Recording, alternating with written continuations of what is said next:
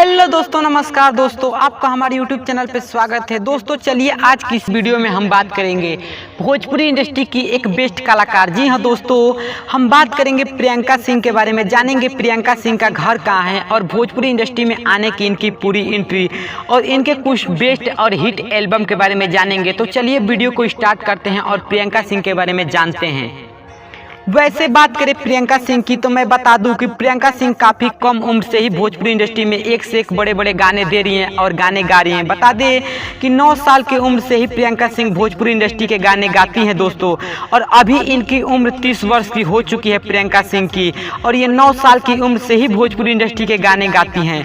बता दें कि प्रियंका सिंह सुर संग्राम में भी गा चुकी हैं महुआ टीवी पर, और वो भोजपुरी इंडस्ट्री की एक बेस्ट गायिका मानी जाती हैं। चाहे वो खेसारी लाल, पवन सिंह, रितेश पांडे या भोजपुरी इंडस्ट्री के कितने भी बड़े कलाकार हों, सबके साथ काम कर चुकी हैं और सबके साथ गाना गा चुकी हैं।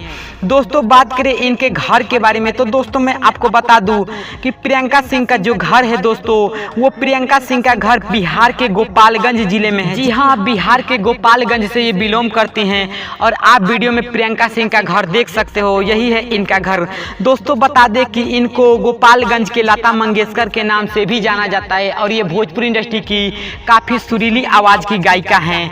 बता दें इनके कुछ बेस्ट एल्बम के बारे में तो मैं आपको बताना चाहूंगा कि इनका कुछ बेस्ट एल्बम का नाम इस कदर है। महादेव के दीवाने, दुर्गा पूजा के चंदा 251, दूगो रखले बानी, मेला घूमे आईनी, छलकत हमरी जवनिया, बाबू बाबू और राजस्थानी घाघरा जैसे सॉन्ग गा चुके हैं दोस्तों, और भोजपुरी इंडस्ट्री के एक बड़ी कलाकार इन्हें माना जाता है। बता दें कि प्रियंका सिंह बहुत ही कम सिंगर के साथ गाना गाती हैं, वो ज़्यादातर पवन सिंह के साथ ही गाने में नज़र आती हैं, और भोजपुरी इंडस्ट्री की काफ़ी अच्छी छवि वाली इन्हें सिंगर माना जाता है। ऐसे भोजपुरी इंडस्ट्री में बहुत सारी सिंगर हैं, लेकिन इनकी छवि आज तक भोजपुरी इंडस्ट्री में काफ़ी अच्छी है, और इनका सॉन्ग यूपी बिहार के लोग काफ़ी पसंद करते हैं। तो दोस्तों अगर आप भी प्रियंका सिंह के फैन है तो हमारा चैनल सब्सक्राइब करके बेल आइकन पर क्लिक कर दीजिए, ताकि हर वीडियो का नोटिफिकेशन सबसे पहले आप तक पहुंच सके। जय हिंद, जय भोजपुरी समाज।